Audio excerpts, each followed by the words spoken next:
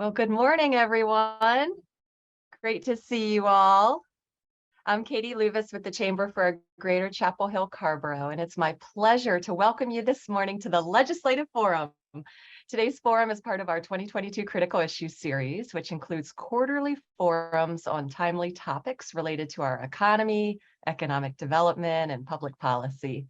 Before we get to the program, a few housekeeping items. First, as far as staffing for today's Zoom, I'll serve as your host and monitor the chat for your questions and your comments.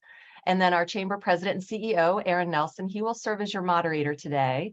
And my colleague, Ori St. Germain, is on technology and will help with the slides. If you need anything, drop a note in the chat.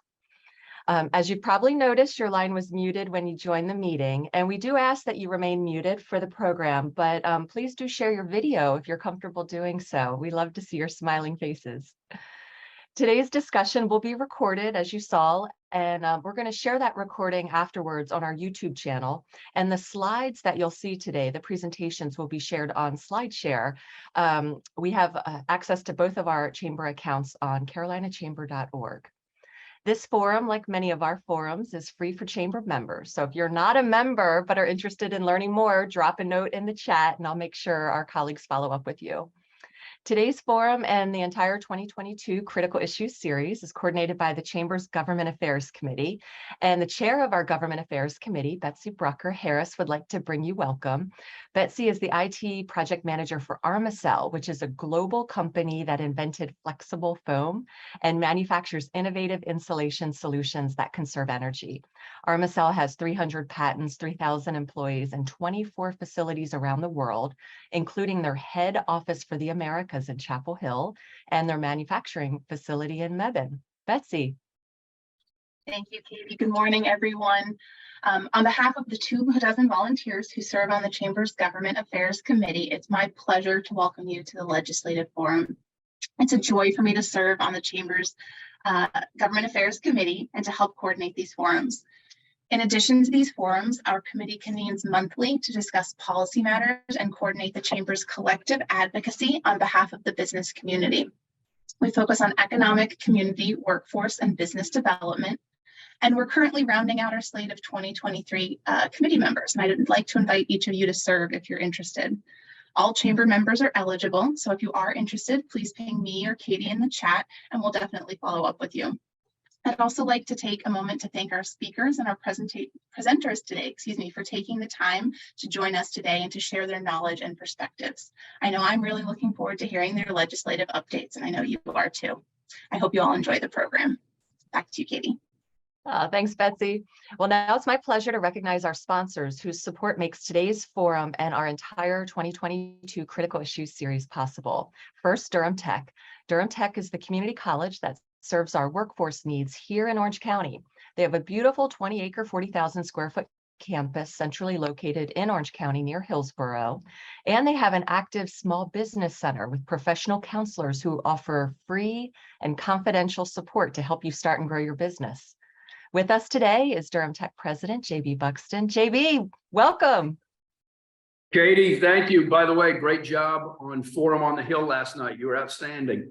After Durham Tech, and I've got a number of my colleagues with us today. I'm pleased that we're sponsoring this. Like many of you around Thanksgiving time, we go around our table and say what we're thankful for. So let me just say 3 quick thank yous in the spirit of the holiday season.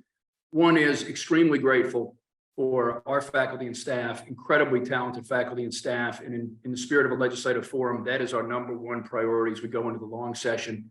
We need to continue to increase compensation for folks who choose to work at Durham Tech and other community colleges. Second, very thankful for our Orange County community leaders, especially Orange County commissioners. We're going to have an addition at OCC that's going to be able to create more pathways to opportunity, and thankful to those commissioners and the people of Orange County are supporting Durham Tech's efforts in that regard. And then finally, very thankful that Representative, I guess still for a little while, Senator Foushee is headed to Congress to represent this region. She's been a stalwart for Durham Tech at the county level and state level. Very happy that Renee Price will continue to represent this region as she goes to the legislature. And Renee has been a board member of ours and just an incredible community leader. and awful thankful for Representatives Buonsi and Senator Meyer, whom I hear from often, making connections between our students and business. So thankful for this group and appreciate the chamber. Thanks, JB. Next up, Servpro. Servpro of South Durham and Orange County is a locally owned and operated business that provides 24/7 commercial and residential fire and water cleanup and restoration services, as well as biohazard, trauma, and mold remediation services. They are fast, highly trained, and use advanced technology, tools, and equipment.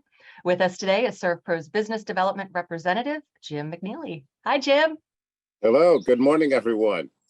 Servpro of South Durham and Orange County, your local restoration, mitigation, cleaning, and construction specialist, is proud to sponsor the Critical Issues Series in conjunction with the Chamber. We welcome all in attendance today.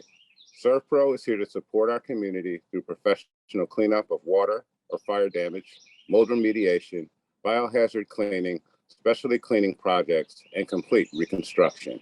Our emergency team is available 24/7, and no job is too large or too small. We make it like it never even happened.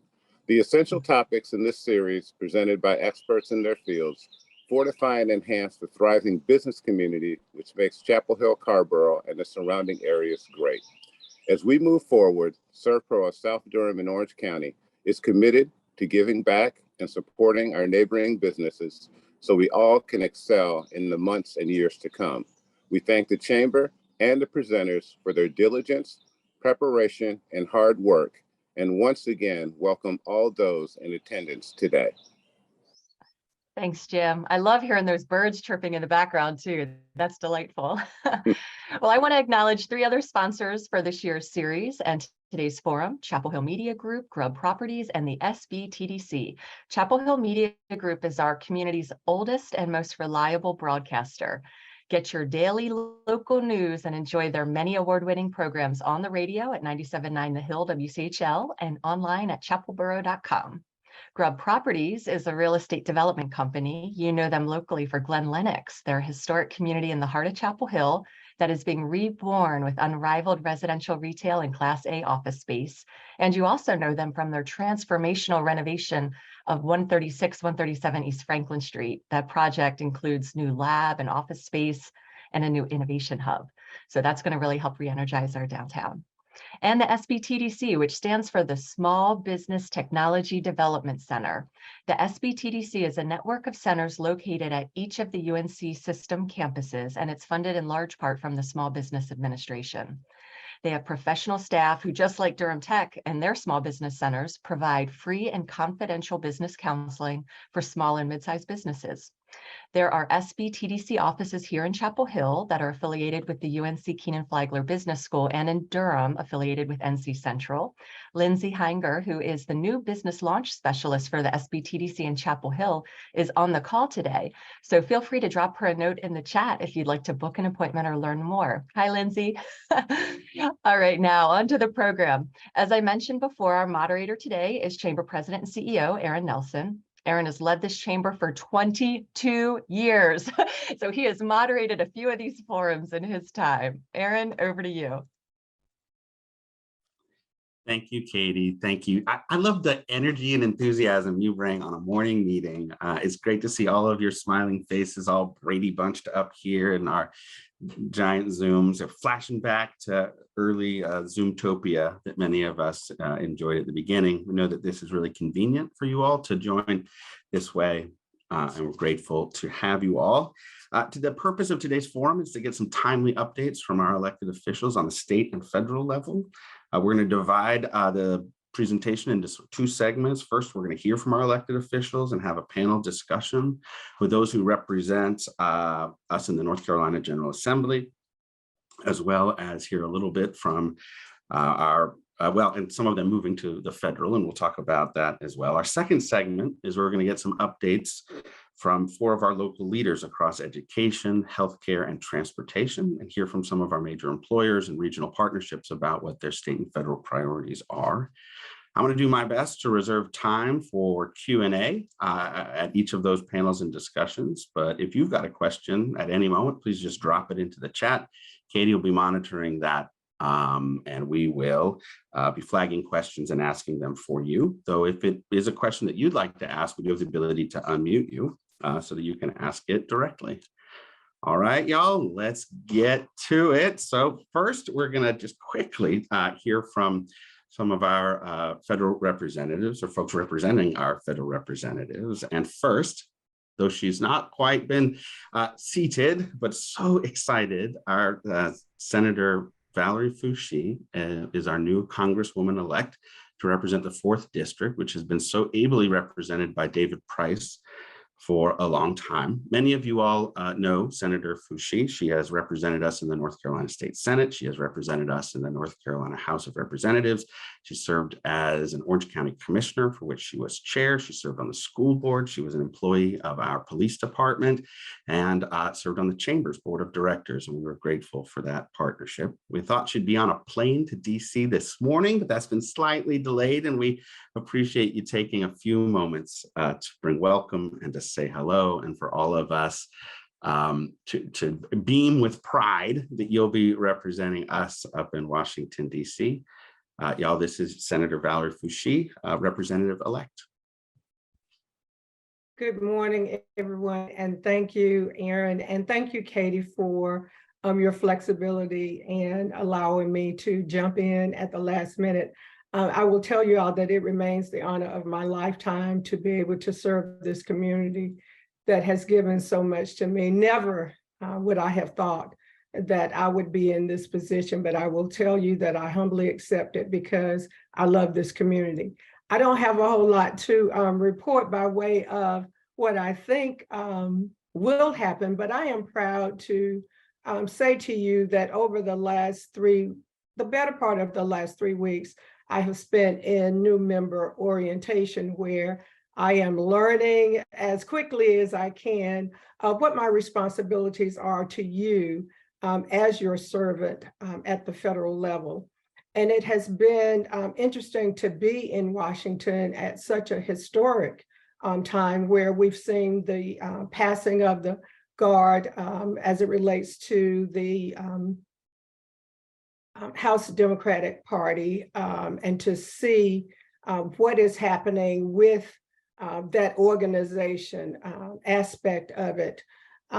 Having the opportunity to be in a space with representative-elect from across the country, we are having our training in a bipartisan fashion. And so that's encouraging to me because I think all of you know, if not all of you, most of you know that I have tried to serve, particularly in the General Assembly, in that manner, understanding that there is a reason that we have and we respect a difference of opinion, a difference in thought, diversity in thought, such that we can arrive at the best solutions for the people whom we serve. I am encouraged by what I have seen over the past 3 weeks and encouraged by what has happened with the 117th Congress. I think when you look back on the accomplishments of this group, you cannot find a Congress that has enacted more legislation that has been helpful to the people of this country. When you think about what has happened getting us through the pandemic, the American Rescue Plan, the Science and Chips Act, the PACT Act, the Inflation Reduction Act, there have been a number of things that have been done in a bipartisan fashion such that we are delivering to the American people. While I was there, as I talked about historic moments, you all also know that the Senate passed the Respect for Marriage Act. When so many of us have been worried about what would happen in that regard. And for there to be 12 Republicans that joined Democrats to make sure that we are protecting the rights of people to marry who they love. That was encouraging to me to see that that kind of thing is going on, and hopefully it will continue in the 118th Congress. And where we know that this legislation will not codify previous legislation. What we do know is that if the House does pass that legislation today, that marriages that were legal when they were performed will be legal in every state. That is encouraging to me. I am happy that we are in a place where the 118th Congress will have to ensure that the implementation of the Inflation Reduction Act is such that those measures in that bill that move forward to protecting our environment actually occur as they were proposed. These are things that are encouraging to me, and I look forward to being a part of that Congress to ensure that we do something that we need to do post haste because we should have done it a long time ago. I will tell you that I do have an office assignment through that process where I did not fare so well. But what I've heard is that the best office is the office that you're in. So I will be in 1716 Longworth office building. So I do invite you all to visit me there when you are on the Hill, or if you just want to visit and tell me what you want me to know here before I get back to DC. And then there's one other thing I will share with you. Everything, as I said, is done by seniority, and such that I'm not senior in that way. I don't know what my committee assignments will be, but I will tell you that I am making the argument to be assigned to transportation and infrastructure. Part of what you heard from Aaron earlier is that we have been more than ably served by Congressman Price. And over his tenure, he's been able to bring back resources to this district that I'm sure I won't be able to bring right away, but trust me, I will make every effort to bring back every dollar that I am able to. So in that regard, I am making the case for transportation and infrastructure. If that is not given to me, my second choice is going to be science, space, and technology. And of course, we live in a region where I believe that that will be helpful to this district, given the Research Triangle area. And third, and certainly not least, I'll be happy if I am assigned to financial services, where I'm hopeful that should I make that assignment, I'll be able to work on our housing needs in this district. So that's pretty much all I have to share that I can remember. Again, it's been my pleasure, my honor, and I am certainly still humbled to serve in some capacity for this district, and grateful for all that each of you have done.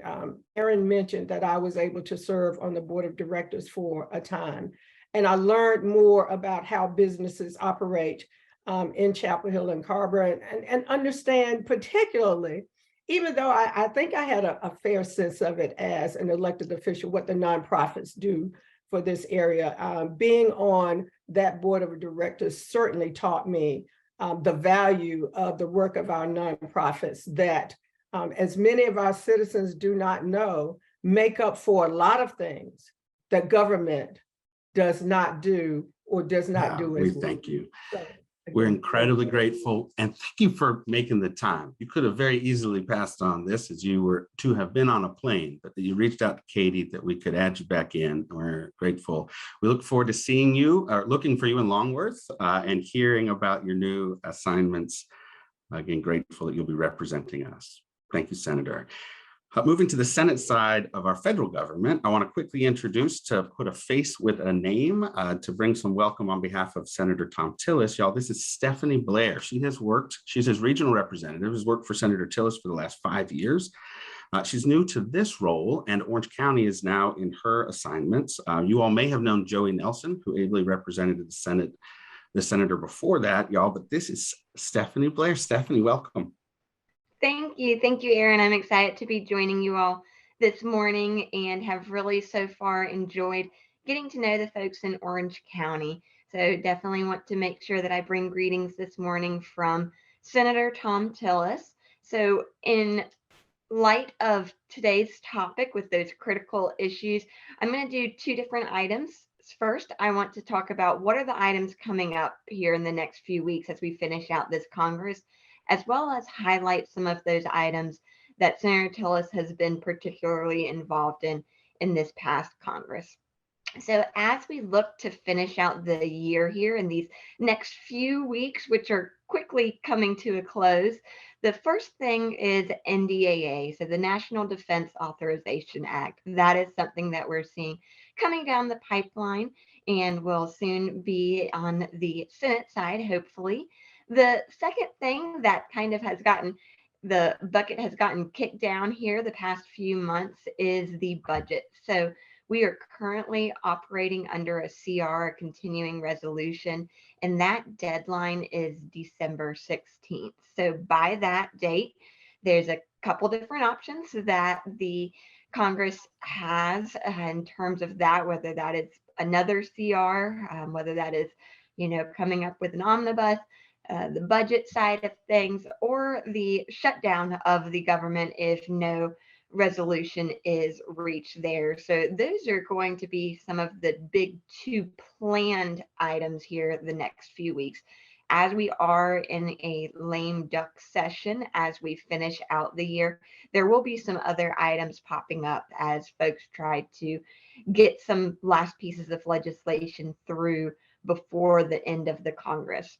Looking back at this Congress, and Senator / Congresswoman-elect Hoshi really did a great job kind of teeing up this portion. She highlighted bipartisanship, and that is something that Senator Tillis has been a big part of in this past Congress. So we think back to the bipartisan infrastructure legislation. That is something that Senator Tillis had a seat at the table and was a big part of that. And so as we see those monies come from the federal government, come to the state and come through various ways, that is something that Senator Tillis was proud to be a partner of in that. Next, of course, we think about the Bipartisan Safer Communities Act. A lot of folks think of that more so as the big gun legislation back in June of this year. So with that, a couple key items as well. People think about the gun legislation side of things, but it does more than that. So some key components there are that it improves some of the mental health components and strengthens school safety. It also saves lives while protecting the Second Amendment. So just a couple additional key components there about how it's not just about necessarily the gun side of things, but also just making our communities safer. We also have heard a little bit about the CHIPS and Science Act as well. That is one that as we continue to see how that legislation and any funding components come out, we will be sure to pass along that information. We are very excited to see any grant opportunities that come out of that. And we have already had conversations with folks who are wanting to work with Senator Tillis and see how they can get a piece of the pie there and how we can make sure that North Carolina gets those dollars there to push us ahead, especially in the semiconductor side of things there, especially. Then also the Respect for Marriage Act. That is another piece of legislation on a bipartisanship level that Senator Tillis was a big part of there. And so just wanted to highlight those items. So just currently, Senator Tillis does serve on the Armed Services, the Veterans Affairs, Banking, Housing, and Urban Affairs, as well as the Judiciary Committee. And for a lot of you, especially in this area, one of the subcommittees in the Judiciary Committee that he's on is intellectual properties. Those are his current assignments. Of course, we will see what those assignments and committees look like in the new Congress as well. Last thing I wanted to briefly touch on is what Senator Tillis's office can do for you, whether that is on the policy or legislation side. If you have a concern about something, please don't hesitate to reach out. In my role, I help serve as the senator's eyes and ears here in the state in the 23 counties that I cover on his behalf. Since I'm new to Orange County in my region, I'll be sure to drop my information in the chat. Additionally, if there is any help that you are needing with a federal agency, whether that's on the IRS side, you haven't gotten your tax refund back. You're a business that works with veterans and you haven't gotten that reimbursement, that payment from the VA, whatever it is in the alphabet soup of the federal agencies that you need assistance on, please don't hesitate to reach out. You can reach out to me. You can also reach out directly to Senator Tillis's Raleigh office, would be the closest office. And then the last thing, since a lot of you are involved on the business side, is on the services side is grant assistance. So if there is any time that you all are applying for any federal grants, please don't hesitate to reach out to myself or another individual with Senator Tillis's office, because Senator Tillis would be happy to have a conversation with you about doing a support letter. So he wants to make sure that he can get those dollars to North Carolina. So thank you, Aaron, for including me. Thank you, Katie. And I'm really, really looking forward to getting to know you all more and work with you all. Thank you. Thank you, Stephanie. And thank you for putting your contact information in that chat. We had a great meeting. We appreciate you reaching out to us in all the ways that you can be helpful.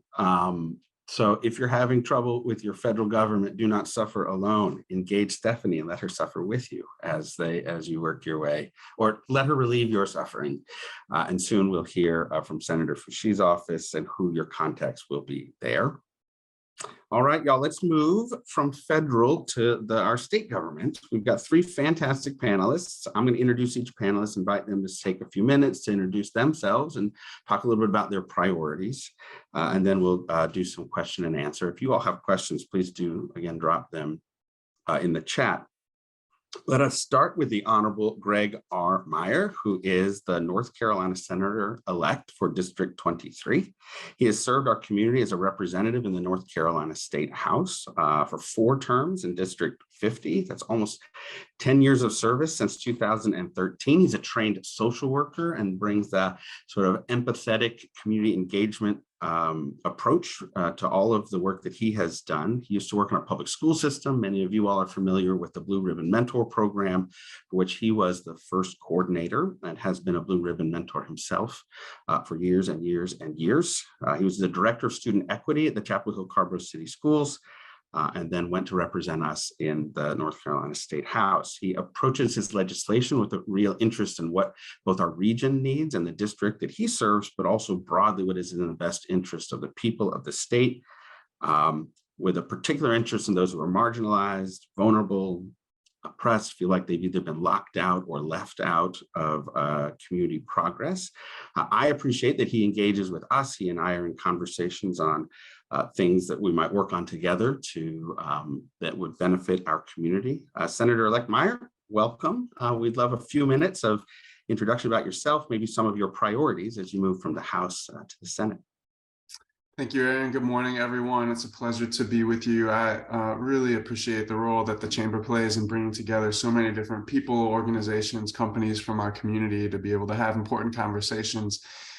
And we always learn so much when we're with you from your questions, your interests, what you're advocating for, and also want to make sure that that we are part of the local work that you do, even when sometimes we have limited ability at the state level to provide support and resources to what's happening in the local area. But I'm looking forward to seeing what I can do to support you from a seat in the Senate. As I said many times during my campaign for this seat, in the House in North Carolina, we tend to fight like cats and dogs, kind of set the terms of debate, draw the lines of who's going to be for something, who's going to be against something, sometimes on party lines, sometimes on other lines.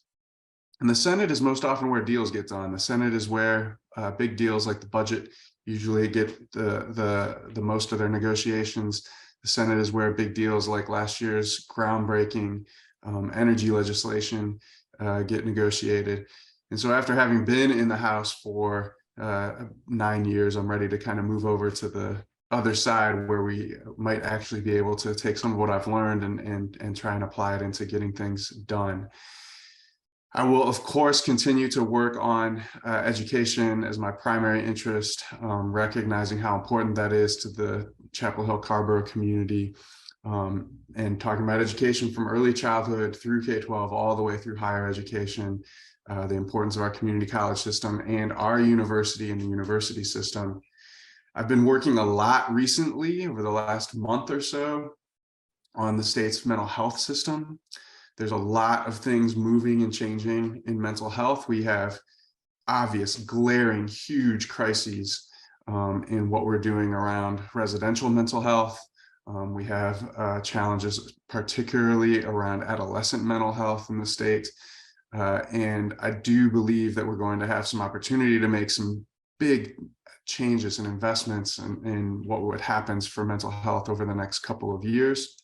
I think that'll make direct impacts for people in Chapel Hill, including families that need access to the mental health system.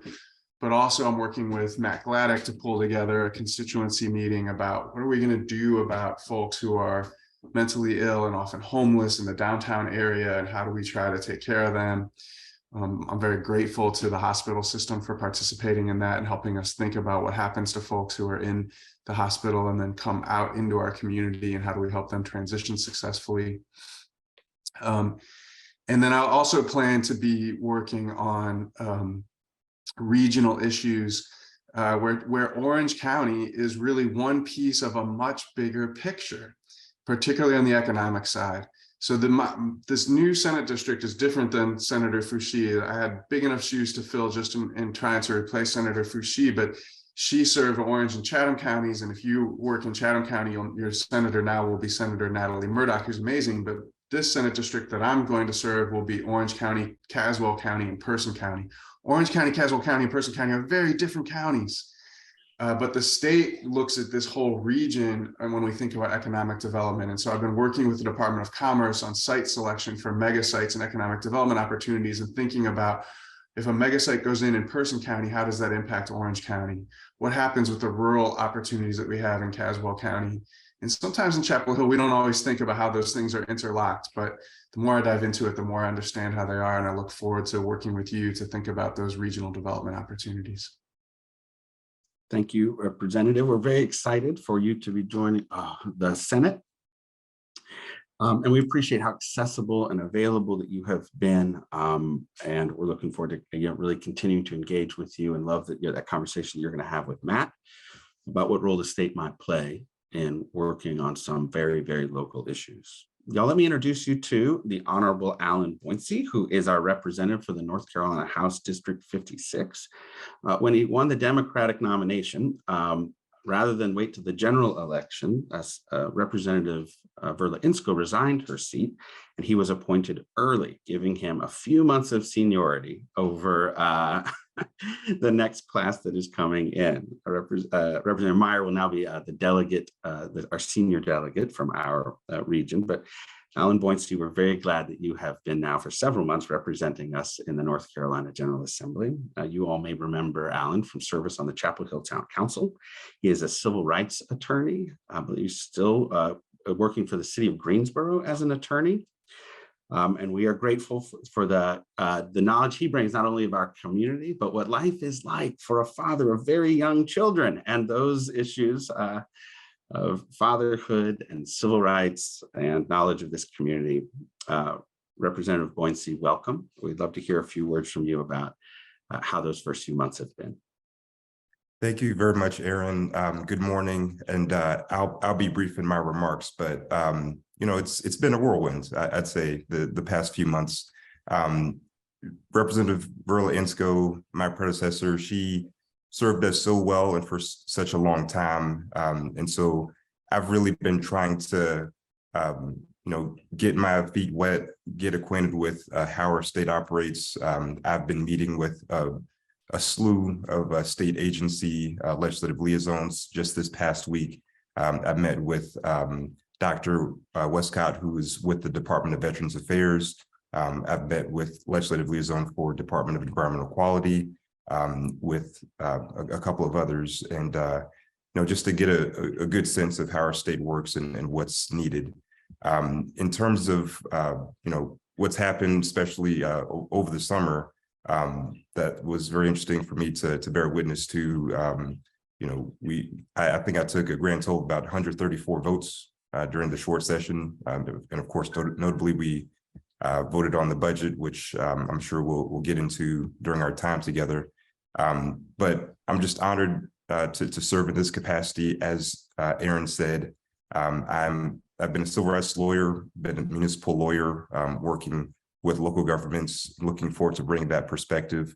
Some of my top priorities, they include making sure that we are providing quality public education for everyone in our state, making sure that we are providing affordable healthcare access, and then also making sure that we are taking action on the climate. And I think those dovetail nicely with the Chamber's priorities and making sure that we are having a workforce that is healthy, making sure that we are having a workforce that is well educated, but then also making sure that we are supporting our businesses, making sure that we are serving consumers in various parts of our state and of our districts in a healthy environment. And so I'm looking forward to really getting started in earnest for the long session, and looking forward to our discussion today.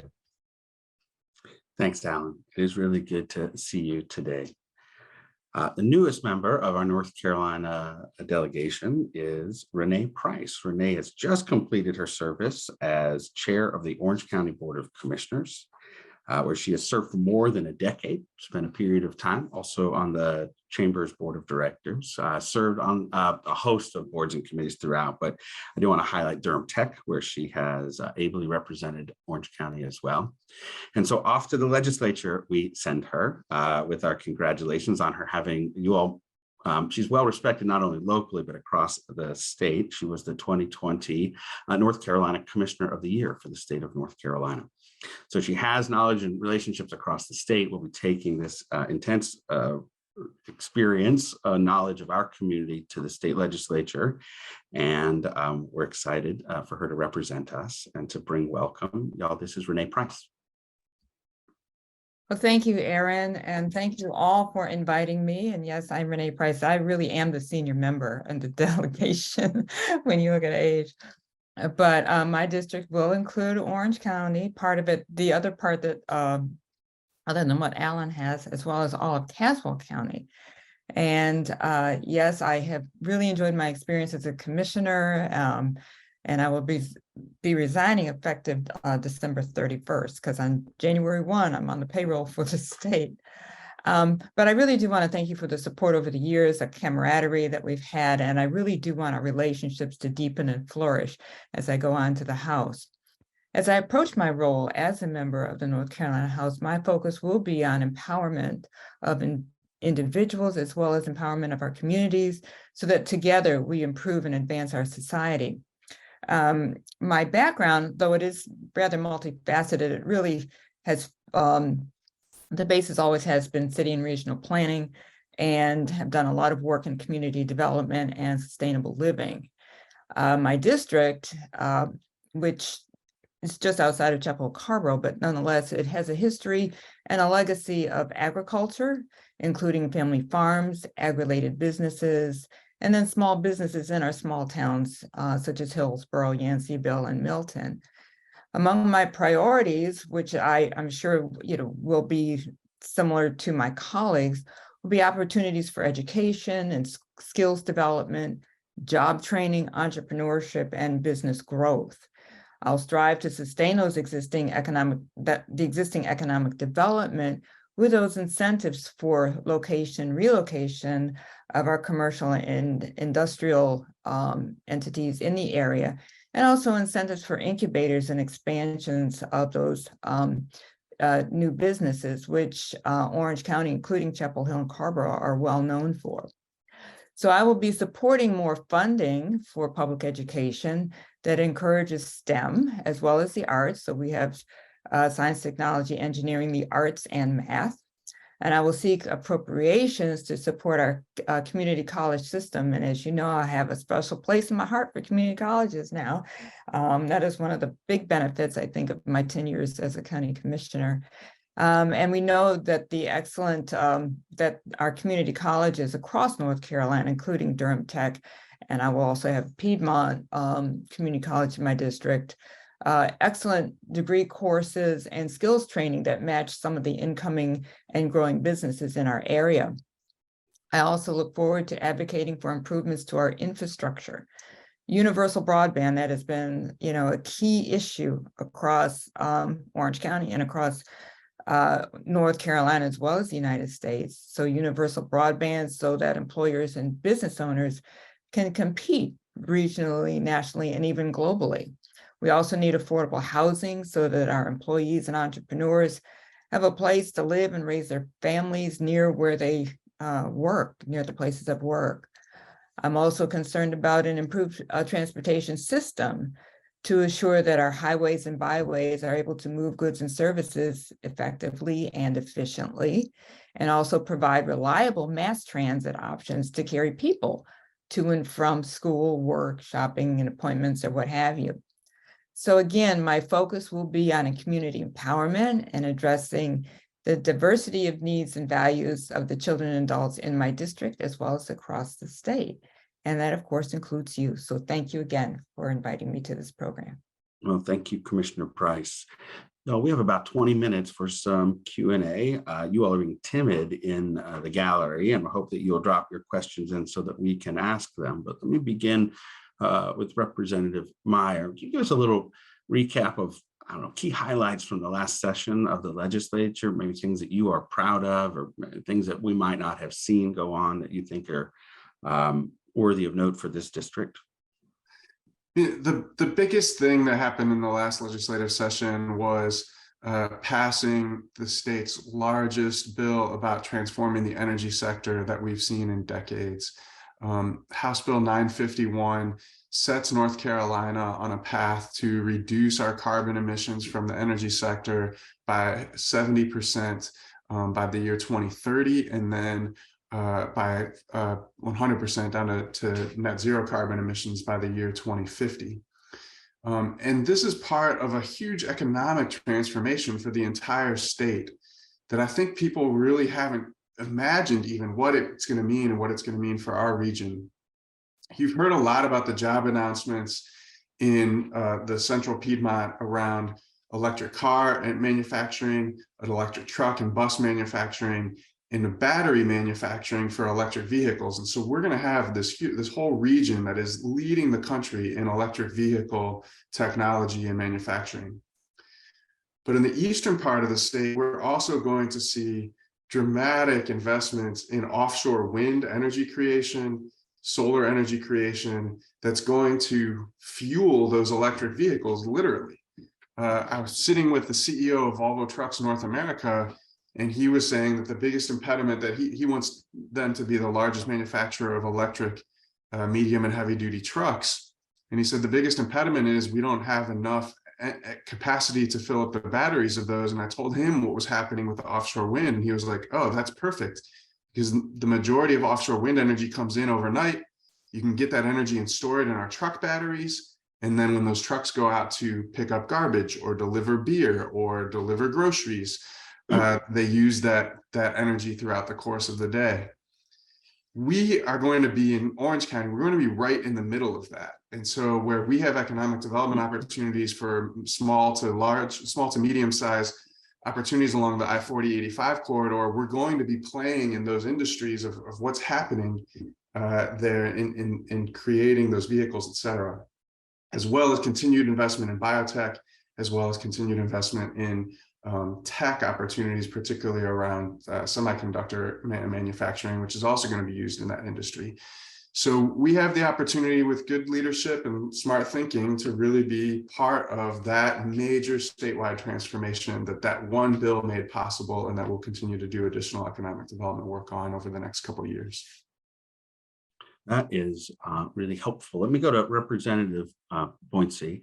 And Alan, holy cow, we've known each other for a long time, but when you're in front of somebody, you don't usually say their name out loud in front of them. So I say your name all the time, but not in front of you. So I'm going to, as I pronounce for all of us your last name so that we can accurately be Boincing you if that is proper. Listen, Aaron, I really appreciate you taking the time to make sure everyone, has the name down right, because my college coaches did not have as much consideration or sensitivity. So I appreciate that.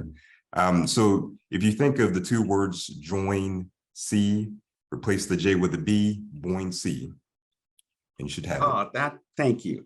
So Representative Boyne, tell us a little bit about your months there, a little recap from your perspective with fresh eyes.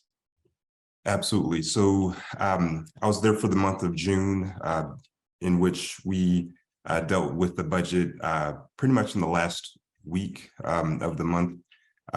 But some of the highlights from that budget is essentially, it was presented as a conference report, so we didn't have any opportunities on the floor to amend or propose amendments to it.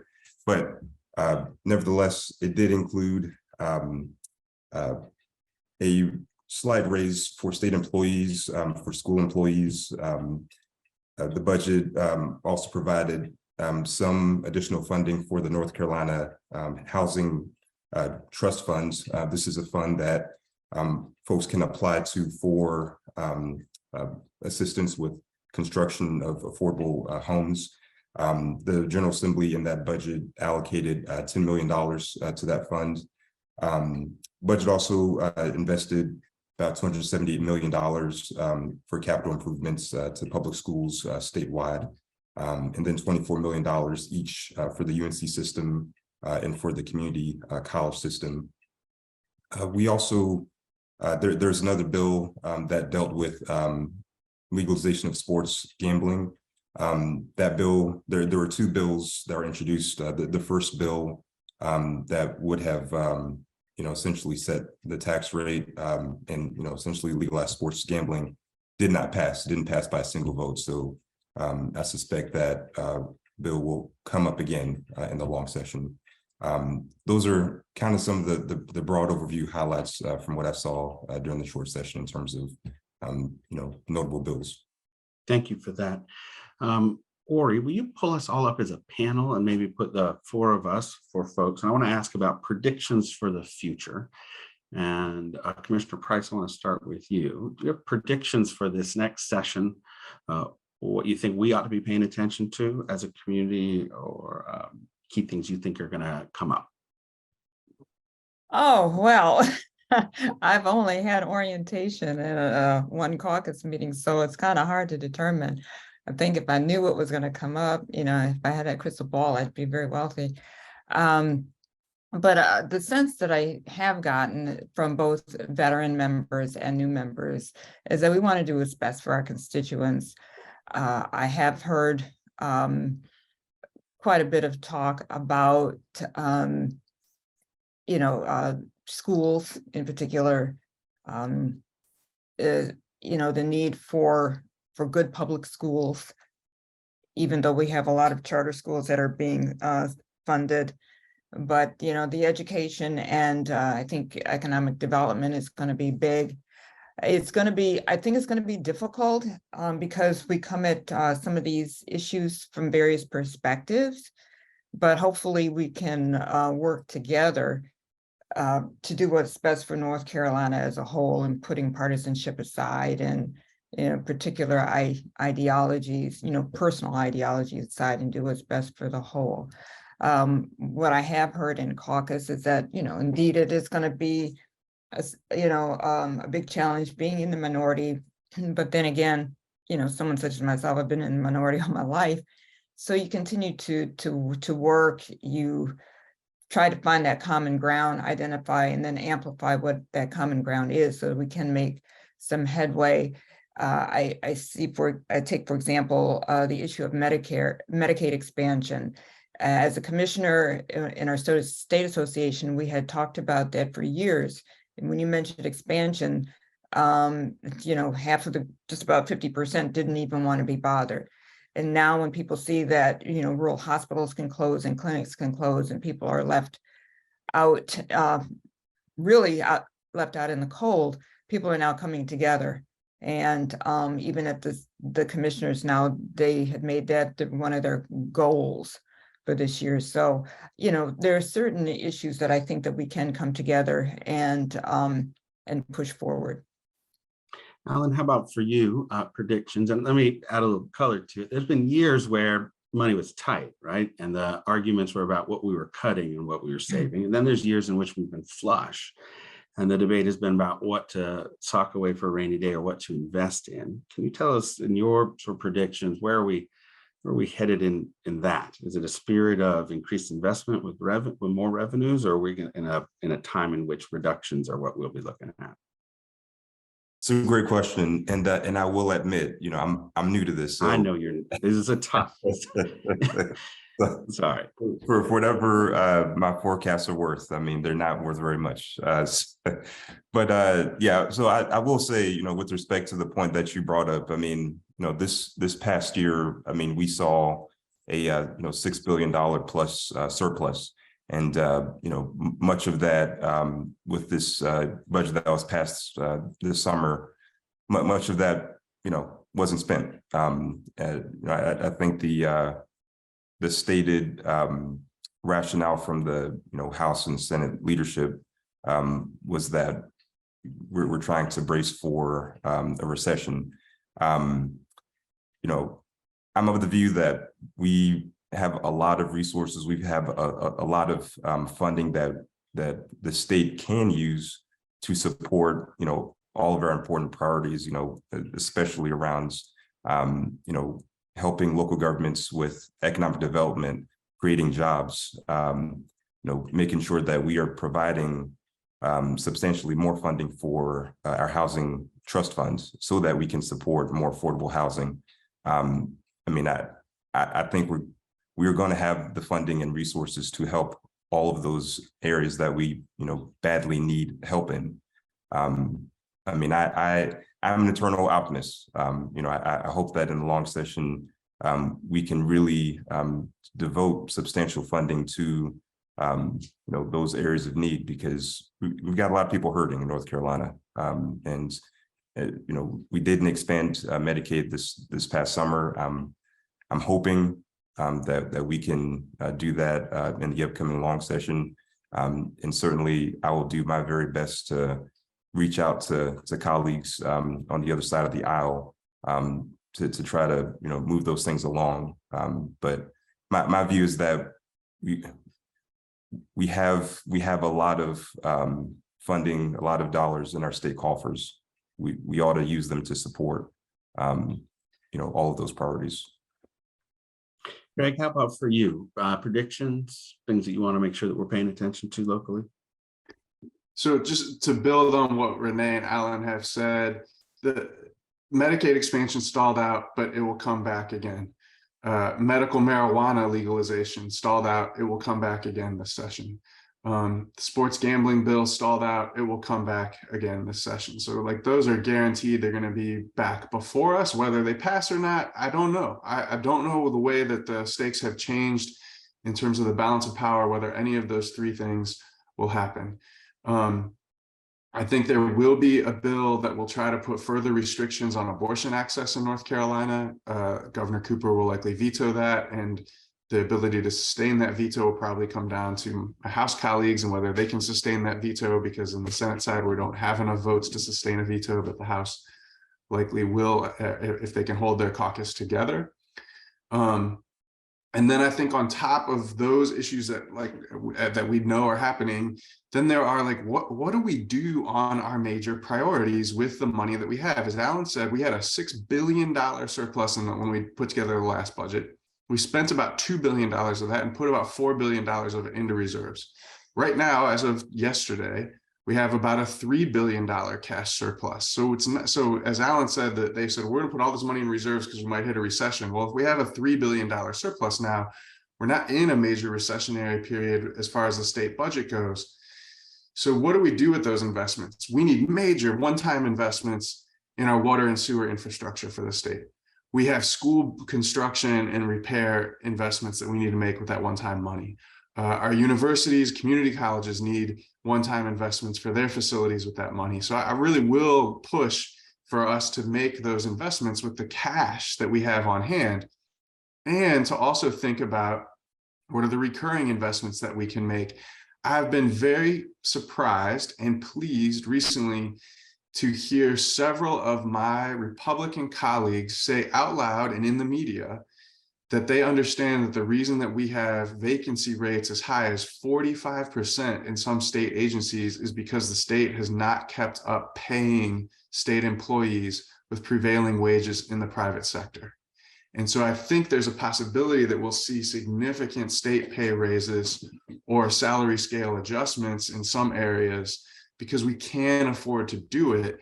And I think that people realize that when you have in prisons, for instance, over 40% vacancy rates, in the Department of Health and Human Services, it's I think 35%.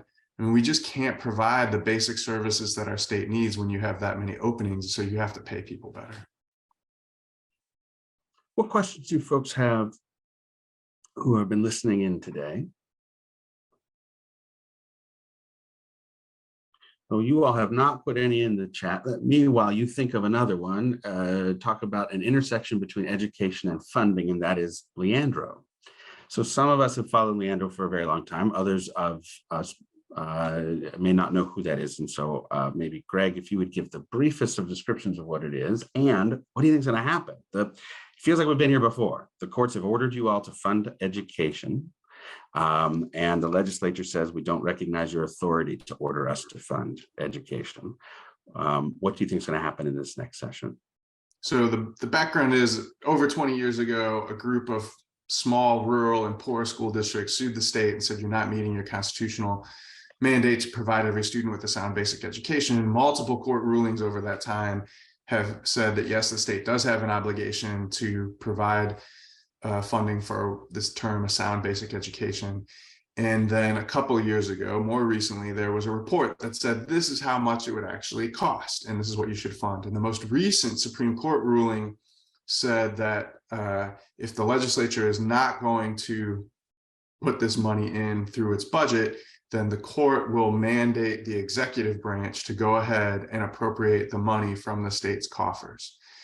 So the case now has been sent back to the trial court that came up with the number to give an update of what's the right number today, and then we'll send that number to the executive branch. That will, of course, get appealed and litigated again. Like the court case is in no way done. And there have been other states that have been down this path. And from looking at those, we can predict that there's not really going to be a resolution to this until the legislative branch plays some role in the resolution. My guess is that the best case scenario for the legislative branch resolving Leandro after so many years, after decades, is in a piecemeal approach. That there may be big new investments in, say, teacher salary increases. There may be big new investments in special education funding, for instance, that take care of pieces of what's in the Leandro order, but don't fully in one swing of the bat take care of everything that is in Leandro. Fabulous. That's a great, I encourage everyone to follow along. There will be big impacts on state budget and funding, but I don't expect it will be resolved in any big hurry. To both of you, as you know, the funding, state funding for our higher education system, for our community college, for our hospital, and for our public schools is a huge priority for us. Not only additional funding, but for those major employers, additional flexibility so that they can compete. The quickest, like in a 1 minute comment on where you think we'll see additional funding or flexibility for our healthcare system, and maybe a quick comment on teacher pay, like really 1 minute. And then Jennifer Player, I do see your hand up. Either of you have a comment on that? Go ahead, Alan. Sure. So, I know with this budget that was passed this year, there was a small increase for school employees who receive a 4% raise or $15 per hour rate, whichever is greater. It's not, in my personal opinion, not nearly enough for our public school teachers. We are still dealing with a lot of problems with respect to teacher retention, and I think a large part of that has to do with the salaries that are available for public school teachers. So I'm hoping that we can help to rectify that in the upcoming long session as well. In our next panel, we're going to hear from some of the organizations I just described and hear what their priorities are. Greg, did you want to add a comment and to that? Nope. Okay. All right. And Jennifer Player, you get last word on this panel. You want to unmute yourself and ask?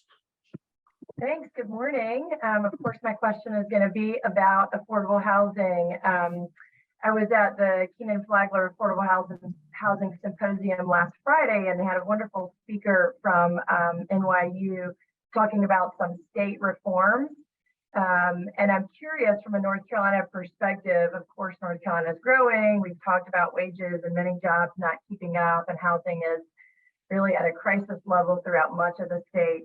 Is this, would it ever be possible in North Carolina to have any sort of massive statewide land use reforms or changes in regulatory barriers, both for affordable housing and also other developers to develop sort of more densely, et cetera? Just curious your perspective. Representative Meyer?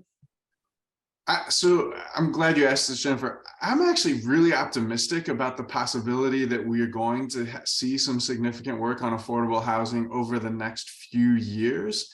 And that's because the dynamics of where there is affordable housing pressure have changed dramatically over the last 3 years. So we've had affordable housing challenges in the relatively dense and affluent parts of the state like Chapel Hill-Carrboro, Durham, Raleigh for a long time. But now in Person County, in Johnston County, in Cabarrus County, in Union County, in these ex-urban communities that really didn't have affordable housing issues for the last decade as they built up large amounts of housing stock just because they had plenty of land, they all of a sudden have affordable housing pressures, and the legislators who represent those communities are hearing from their constituents about affordable housing for the first time.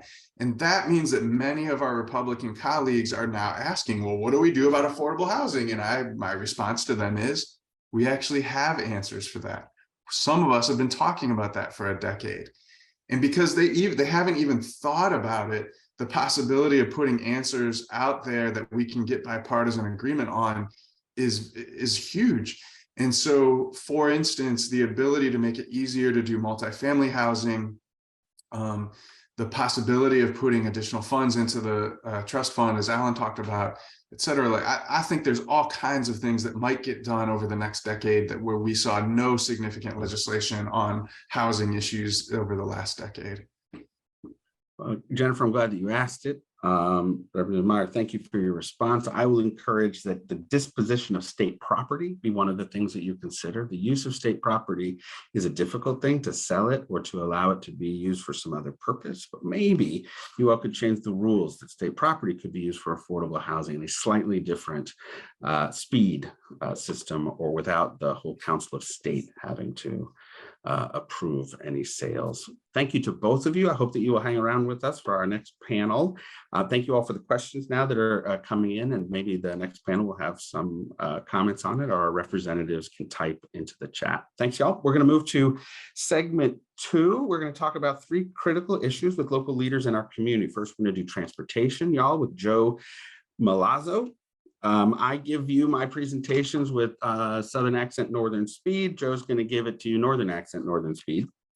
And he'll talk about regional transportation. Then we're going to move to our university and talk about UNC Chapel Hill with Kelly Dockham. And finally, we'll talk about some of the interests of our healthcare system with Lanier Hodgson and Leah Burns. All right, let's jump to Joe Malazzo. Joe is the executive director of the Regional Transportation Alliance, where he's been for, oh my gosh, 20 years now. RTA is a regional business voice on transportation issues, policy, and strategy. Joe's heard me say it before, but I'll say it again. It is the most effective regional organization that we have.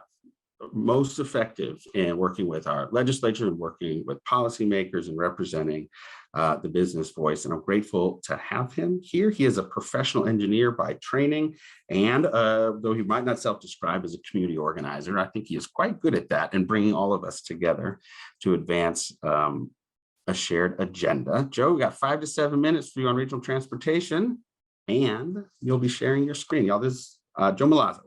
Sounds good, Aaron. Thanks very much. I'll share my screen now. Let me do that very quickly here. And let's see if that works properly here. Give me about 15 seconds. Lessons learned to all of us on good curating of your background when you're on Zoom. If you happen to have a little pop-up thing with your name and logo on it, take it home, pop it up if you're gonna be presenting. That's right. And tell me if that is. It looks great. And if you want to go to your full screen mode. Let's see if that works. Perfect. You look great. Thank you, sir. Appreciate it. Good morning, everyone. Again, thank you to the Chamber for everyone helping out with this and the opportunity to speak with you today. So, and by the way, I do consider myself a community organizer, at least a business community organizer. So we'll definitely take that. Happy to do it and to partner with you. And for some reason, we got a little bit of advancing going on, and so I'll try to push back on it. So RTA, Voice of the Business Community on Transportation, more than 150 members, including this chamber and many others. We were founded by the chamber. Many years ago, over 20 years ago. We focus on freeways, we focus on streets, intersections, transit, of course, and air service. And you heard about all of that this morning, or much of that this morning, conversations about transit, conversations about our roads. And then obviously, we're always talking about the revenue element of it. Because even if you're not talking about money or revenue, you always have to be about it, because how do we make it work? Our mission, very simple: deliver business leadership to get our region moving faster. And that's obviously a play on words. 5 priorities we have. Number 1 is sustainable funding for the airport. Even for those of us who don't fly every month, I can tell you that it is still important for all of it in terms of attracting and retaining business and commerce, and just allowing us to see our relatives and friends from far away. It's important. There is a solution to make sure infrastructure works there.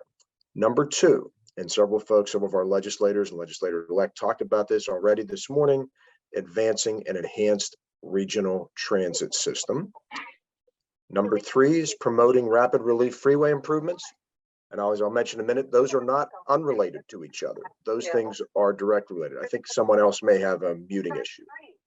So if you see that, Aaron, yeah. Supporting mobility innovations and pilots. We've got to look for new ways of doing things. One reason is just to bend the cost curve, because the things that a lot of us want that are important to us tend to cost more and more money. So we've got to find solutions to make them easier. And that is an equity issue, because if you can save money on one item, then we can then turn around and replicate those things to more people. And finally, modernizing revenues for highways and streets. And I'll get to that in just a little bit. So in terms of the transit system, that's important to those of us here in Southeastern Orange County. It's important to us regionally. Let's keep doing that. So I want to talk a little about what we're looking at for those. One is transit priority shoulders. And that would be taking the inside shoulder of our freeways, that's next to the median, widening it a little bit and allow the buses to use that as a priority. And right now we have the outside shoulder, which works. We're looking to expand that into the Orange County section, the widening project we're familiar with right now, but going from the 4085 split to MLK here, and then down the whole way to 15501, allowing bus on shoulder to exist there here in Orange County like it is over in Durham, but also the potential going east of that, a future expansion of the freeway to allow the transit using the inside and even at a faster speed. Accelerated interconnected BRT, that stands for bus rapid transit. In your neighborhood RTA, we also say that stands for buses resembling trains. That's another way of thinking about what BRT can mean for our community. There is, of course, the north-south here in town. Wake County is building 4 BRTs and 2 extensions, one of which will extend into Durham County. We are looking to see all those connect and then go further in. I mean, the one that's in Durham County will connect to Research Triangle Park. Our goal is to have that BRT then connect directly to RDU International Airport. We are looking to create a new freeway and street-based transit study to move that forward. We funded one in concert with NCDOT and Go Triangle a few years ago. The business community is committed to doing even a larger one beginning in 2023 to make these items and others a reality. And there's also the regional commuter rail conversation there. Of course, that will not be a Chapel Hill or Carrboro item because the rail tracks aren't here, but it would be Hillsborough would be the connection to that. In terms of innovation, I mentioned supporting mobility innovations and pilots. You see a little a piece to the right there, modular roundabouts. That is an example of something to give you. This is on our website, which is letsgetmoving.org. You can roll down right on the homepage there. There was a roundabout that was installed in Western North Carolina, and the total cost was $30,000, which is just phenomenal when these things can be hundreds of thousands, in some cases, a 7-digit number. And so roundabouts can be safer, roundabouts, which is the most important thing, but they can also reduce emissions, which helps for a number of reasons with this, with the environment and climate. And so getting the cost curve down is great for that. We're also looking at modernizing revenues for transportation. We have proposed something called an access user fee to replace the gas tax. There was actually an op-ed in the Herald Sun a few weeks ago that we put in with the North Carolina Chamber on that. That is also available on our homepage. We'll be happy to talk more about that during questions. But that's my presentation, short and sweet. We are happy to support the Chamber. We're happy to support each of you. We are looking forward to making sure that this region is one of the best places to maneuver and get around. Excellent. I would likely come back to you to ask about the gas tax in a little bit, but let us move to our friends at UNC Chapel Hill. Again, drop your comments or questions if you have them. So y'all, this is Kelly Dockham. Kelly's the Director of Federal Affairs for the University of North Carolina at Chapel Hill. She is also an active member of the Chamber's Government Affairs Committee for the last 2 years. In her role, Kelly represents UNC in advocacy before the federal government, to regulatory agencies and key policymakers. Previously, she worked 10 years on the Hill, as well as in the private sector. Kelly, good to see you this morning. Looking forward to your presentation. Thank you so much, Aaron. It is a pleasure to be with you all this morning. As mentioned, I lead the Office of Federal Affairs here at UNC Chapel Hill, and in my role, I work closely with the North Carolina Congressional Delegation. The Office of Federal Affairs serves as the primary liaison between the university and Congress. And so main goal, working to advance federal support and funding for our campus in the Greater Carolina community. So before I launch into our federal priorities and key legislation, I just wanted to do a bit of table setting for you all and just highlight the midterm elections that just took place and all the changes that will be taking place here with our within the state and our congressional districts. So on this slide, you will see a map that illustrates the new congressional districts for North Carolina. With the recent census, North Carolina gained 1 House of Representative seat. So now we have a total of 14 House districts. So that 14 combined with our already 2 Senate seats, that now gives our state a total of 16 congressional seats in Congress. So a strong representation for our state in Washington, D.C. You'll see on here that Orange County still remains in the 4th congressional district, which will now include all of Alamance, Person, Durham, and Granville counties. Looking at our neighboring county, Chatham, it has now moved into the 9th congressional district. And Wake County continues to be split between 2 congressional districts. We have the 2nd and the 13th district. And as I tell folks, do not get comfortable with this map. This will all change before the 2024 elections, but more on that in a minute. So now you'll see on this slide, I have listed the members of the North Carolina Congressional Delegation that will be sworn in January 3rd. I have listed their party affiliation. The asterisk indicates a new member, and the blue font indicates a member who has received a degree from UNC Chapel Hill, either undergraduate or graduate. So looking at the House of Representatives, North Carolina's House delegation will now be evenly split between 2 parties. So 7 Democrats, 7 Republicans, and we're very fortunate that we will now have 6 alumni for UNC Chapel Hill within the delegation. You will see, looking at the House chamber overall, there will be a flip with the majority. The Republicans will have a very slim majority now with 221 seats, and Democrats will be holding 213 seats. Looking at the U.S. Senate, North Carolina will still be represented by 2 Republican senators.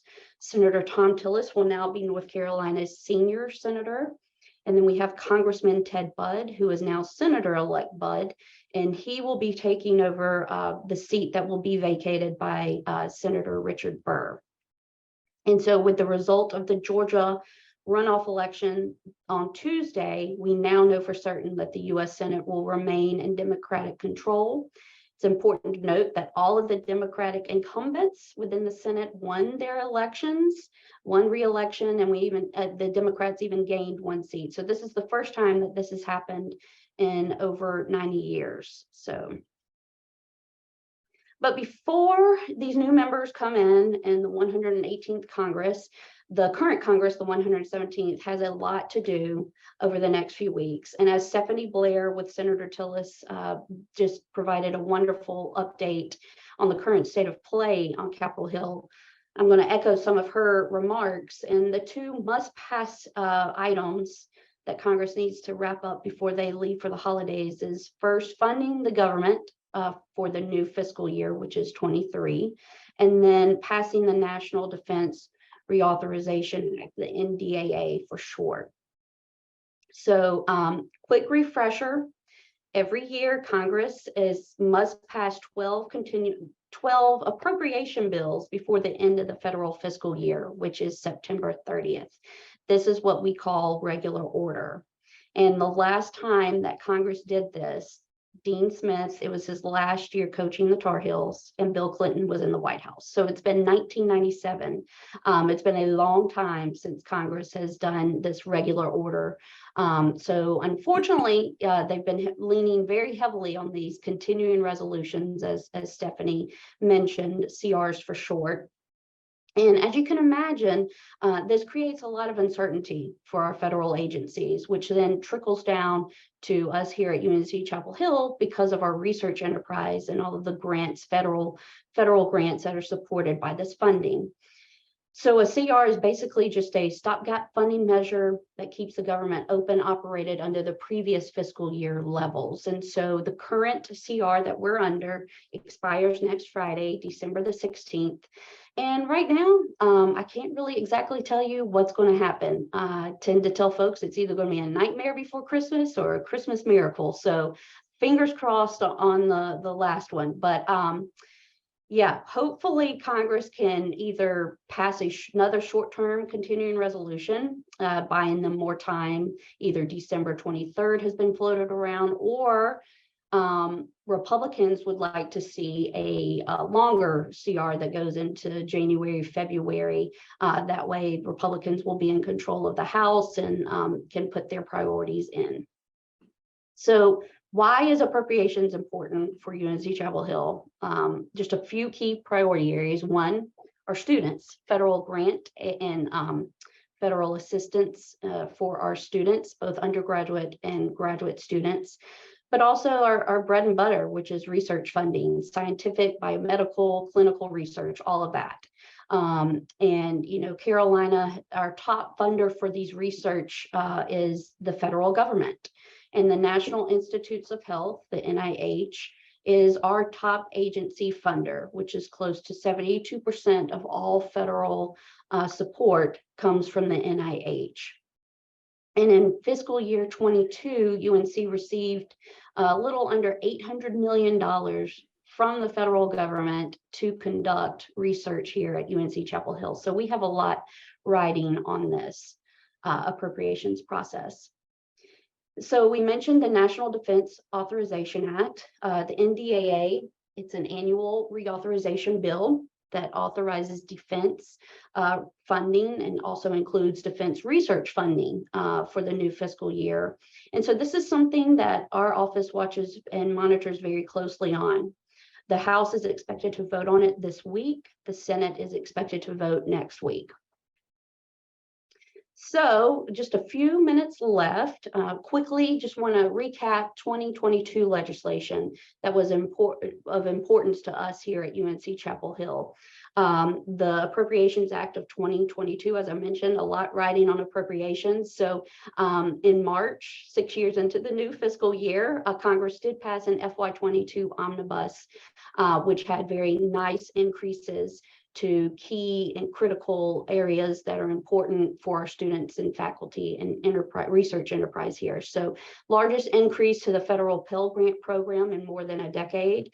The National Science Foundation, largest increase it's seen since in 12 years. So very nice funding levels that came out in March. Now, the CHIPS and Science Act of 2022, you may have read a little bit about in the news. The main goal here is to strengthen the US's global competitiveness by increasing funding for manufacturing, investing in research and development, science and technology. This bill was passed and then signed into law in August. Highlights, again, it's just authorized funding for these agencies, but $81 billion to the National Science Foundation over 5 years. So that's really impressive.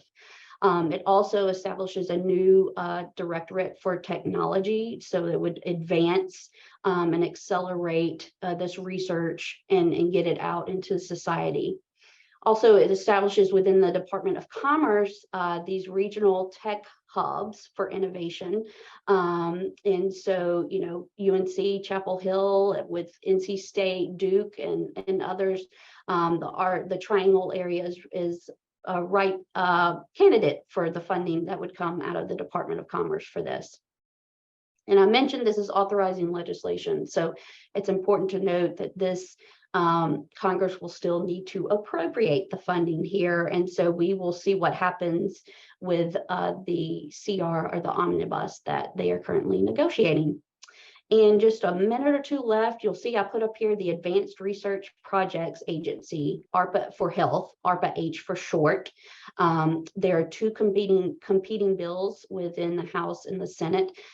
But basically, this would formally establish the Advanced Research Projects Authority for Health, which would support cutting-edge, high-risk, high-reward research. This new agency was proposed under President Biden's FY22 budget and was recently funded in the FY22 omnibus. And so basically, it would just work to, the new agency would focus on biomedicine, you know, trying to get traditional research, you know, faster into commercial activity. So this is something that we will continue to watch closely. And want to leave enough time for Lanier. So real quickly, just looking ahead at the 118th Congress, the word of the year is going to be compromise. You know, as I mentioned, we are going into a divided Congress, very slim Republican majority within the House. We will see a new Speaker of the House. It could be Kevin McCarthy, but we don't know, the Republican from California. Senate Democrats, as I mentioned, maintain their control of the Senate, and Chuck Schumer will remain as majority leader. As Representative-elect Fushi mentioned, new members, new committee assignments. It's an exciting time, but things, you know, are very fluid. We are losing Congressman David Price, the delegation's only appropriator. So it'll be interesting to see if someone picks up the torch there on the House Appropriation Committee. But bipartisanship is going to be very key. And I do federal affairs. Full disclaimer, I do not do state affairs. I have a wonderful colleague here at UNC Chapel Hill. Her name is Amy McConkey. She directs all of our state affairs for the university, but just wanted to put a slide up here that kind of just shows some changes that will be taking place in Raleigh. They will be starting their long session in January, and we'll be working on a 2-year budget, which is typically what they do during long sessions. And as I mentioned, don't get comfortable with those maps, because the first thing on the do list for the General Assembly will be to redraw those maps. So we will be seeing all of that change in the coming years. So with that, I will pause. Kelly, that is super helpful, particularly your first slide about what the congressional districts are. I find that if you Google North Carolina congressional district, because you're trying to figure it out, you'll get every map that there's ever been. It's hard to find the actual one that's got the stamp and says this is your people. And we'll use that as a helpful resource to share with local business people. Kelly, thanks for serving on our committee and for so well representing us. And now folks know that there's a face with a name and who you should reach out to. Let's go to UNC Hospitals. Y'all, is it a great conversation we are having? It may go a minute or two long. We will understand if you are going to be hopping off, if you have to, but let's move very quickly to UNC Health. Lanier Hodson is the Vice President for State and Federal Relations at UNC Health and for the UNC School of Medicine.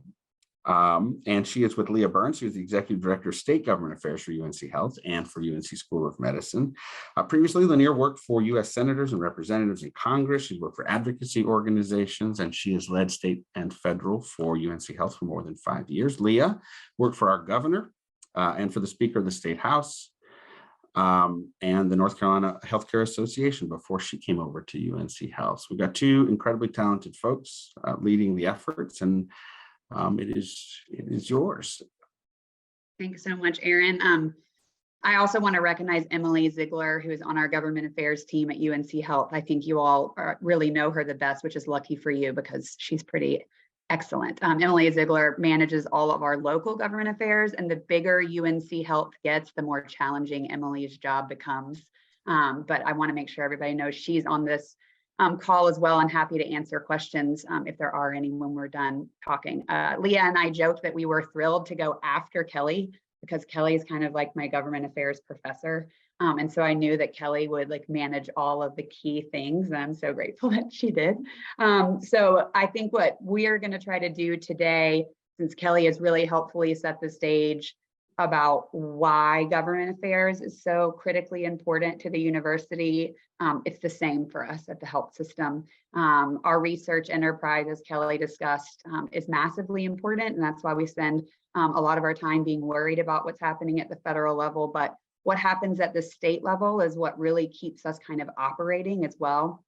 So Leah and I are going to tag team that today, but we will go quickly through what our priorities are, but we are going to heavily focus on what is the most important thing to us right now. And a lot of our elected officials mentioned that today, and that is the behavioral health crisis in our state.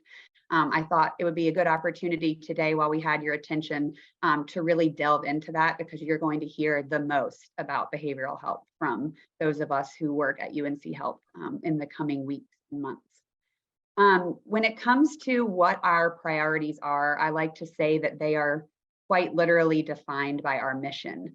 So UNC Health, as some of you may know, did begin here in Chapel Hill. Our flagship hospital is the Med Center, or as Aaron referred to it, UNC Hospitals. We use both names, but it has now since grown into a statewide healthcare system and medical enterprise that spans all the way from out west. We have multiple hospitals in the western part of the state, all the way down east. We have 15 total.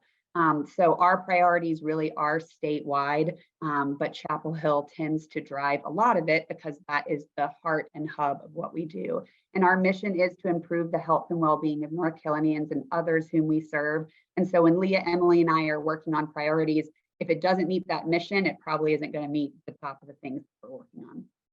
So we ask ourselves every year, as we're getting ready for legislative sessions, how can we meet our mission? And when it comes to this coming year, both at the congressional and state levels, we have two big priorities. First is to protect and expand our access to care in the state. The second is to safeguard those who provide it. We've talked a lot today about workforce issues, and we really need to, in addition to ensuring that every North Carolinian has the opportunity for care, if we're doing that, we've got to make sure that that care is protected too, and our healthcare staff and our healthcare entities are not compromised. So I'm going to turn it over to Leah to talk about one of the most important things that is coming up in the long session in Raleigh. Thanks, Lanier. So super happy to hear all of our elected officials talk about protecting access to healthcare. So Medicaid expansion is on the top of our priority list, which has been for years and years. So we are hoping that this is the year that it happens, because this is so important for all North Carolinians and all of our patients. And coupled with Medicaid expansion is called the Healthcare Access and Stabilization Program, which would actually help increase the payments that providers receive for these Medicaid patients. So this would really help with ensuring that we're able to pay our providers a competitive rate and make sure that we can keep these hospitals open across the state.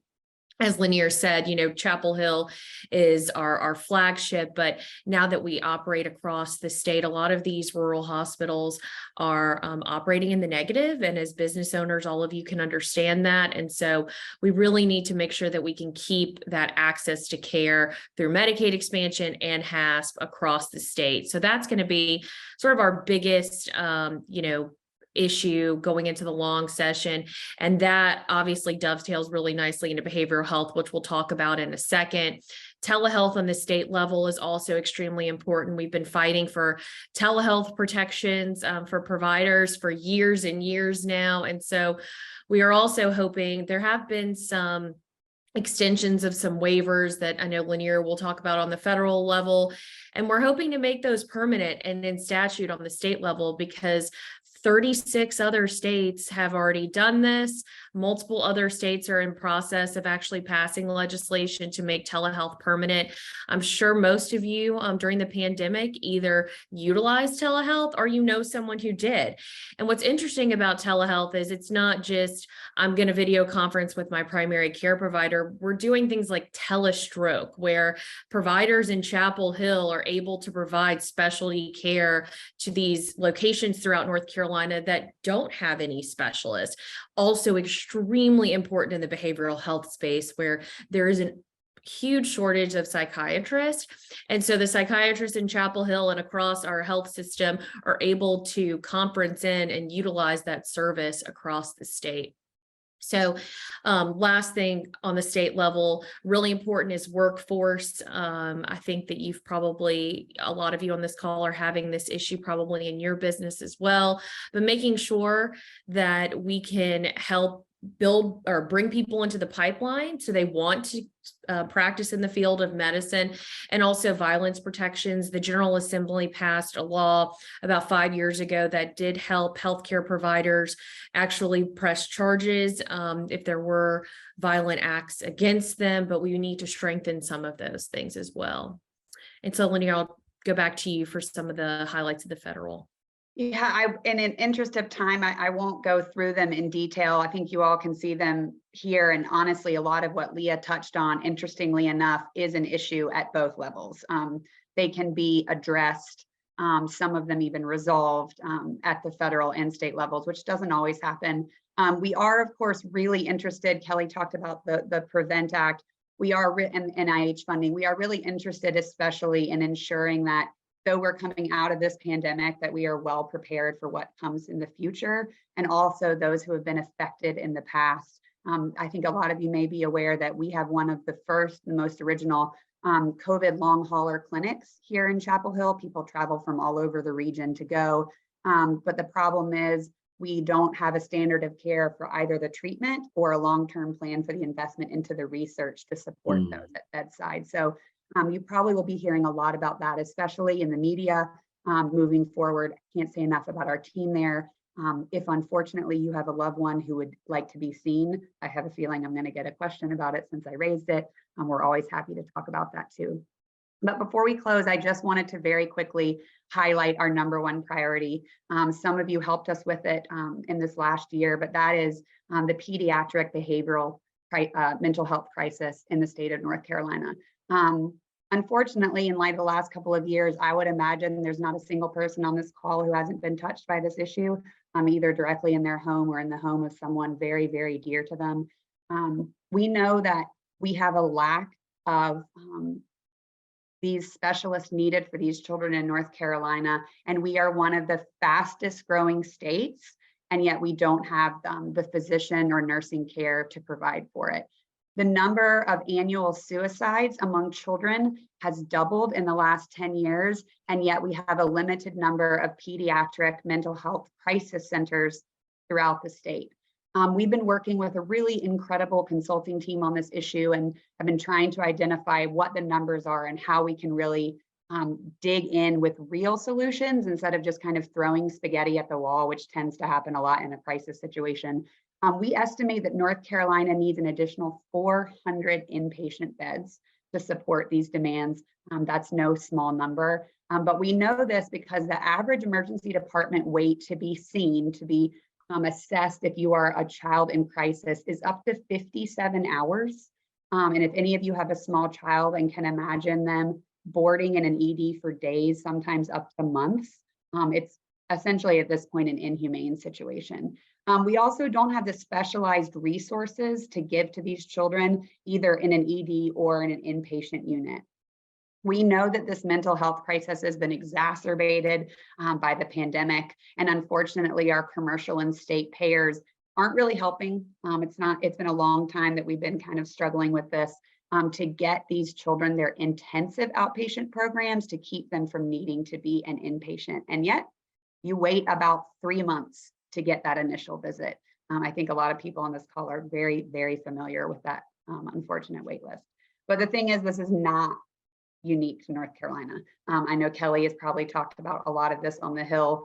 This is something that is a nationwide issue. We are seeing it mentioned at every single level, whether it's at the administration level or the federal level or state by state. Everyone is trying to figure out how to address this crisis through philanthropy, through legislation, through administrative executive orders.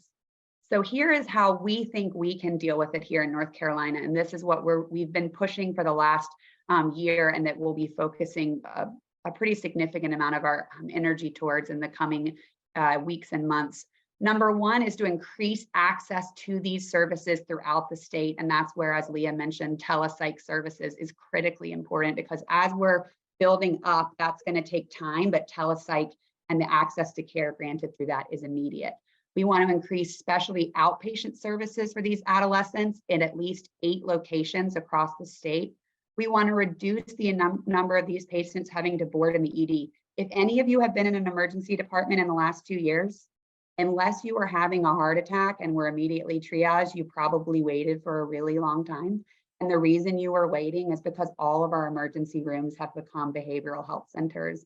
And so we have a lot of really, really hurting people using beds that are often used for people who are medically needy. And the last is that we want to provide care for these patients in crisis. And that means we would like to build in some capacity crisis centers across the state. So we want to do 8 locations for outpatient services. We want a dedicated big facility, and then we want crisis centers. A lot of work.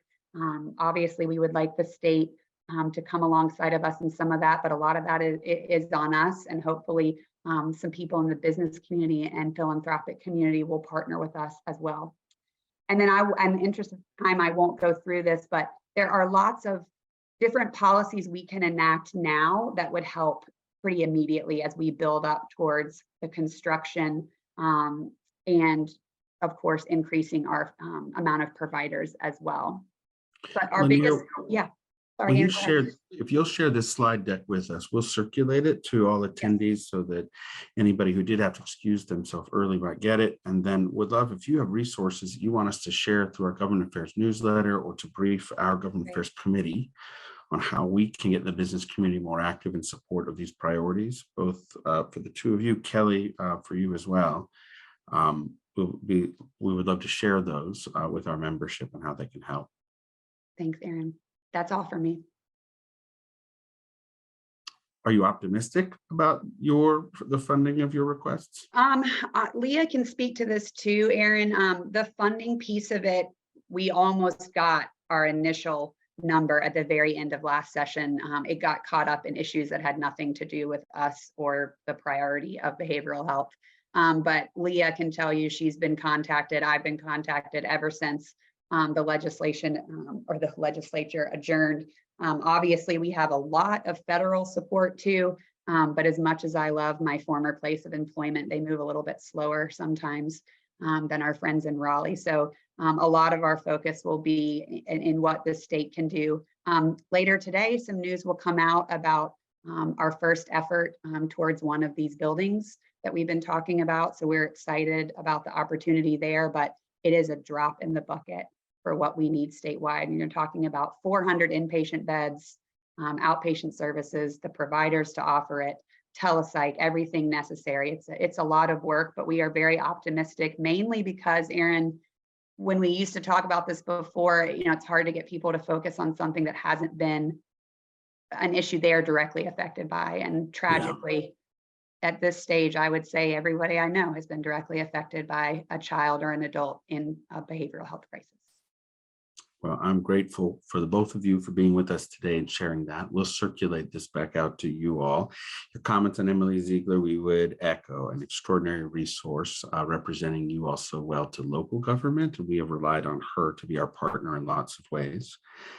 Thank you, UNC Chapel Hill, for being with us. Joe Milazzo, as always, that was a great bit of information, and his website has it all at letsgetmoving.org, and he'll tell you it's not let's get start to get moving or let's think about getting moving, but really interested in how we increase our mobility. And we do it now. Katie, I'm bounced to you for some closing comments. Thanks, everybody. Thanks, Aaron. Well, wasn't that terrific? I hope you all captured some key insights with state and federal government on some of our critical issues that'll help you better position your business in the coming year. And so we can better position our community this year too. I want to give a heartfelt thank you to our speakers who prepared superb remarks today. And Aaron, thanks for moderating a great discussion. I want to thank our sponsors again who made today's forum possible and the entire series possible. Chapel Hill Media Group, Durham Tech, Servpro of South Durham and Orange Counties, and Grubb Properties, and our supporting sponsor, the SBTDC. As I mentioned at the start of the meeting, we'll post today's video and the slides on the Chamber's website. We have the YouTube and the SlideShare accounts accessible at carolinachamber.org. And in the meantime, mark your calendar. If you enjoy these forums, our next one will be the Economic Outlook Forum on Thursday, February 23rd, 2023. And also next week, I hope you'll join us for the Local Government Appreciation Reception. That's going to be Thursday, December 15th at the Sheraton from 5 to 7. And I dropped a link in the chat. This is a free reception for members, but you have to register. As always, if you'd like to learn more about our chamber and become a member, reach out to us or go to carolinachamber.org. And with that, we are adjourned. Thanks, everybody.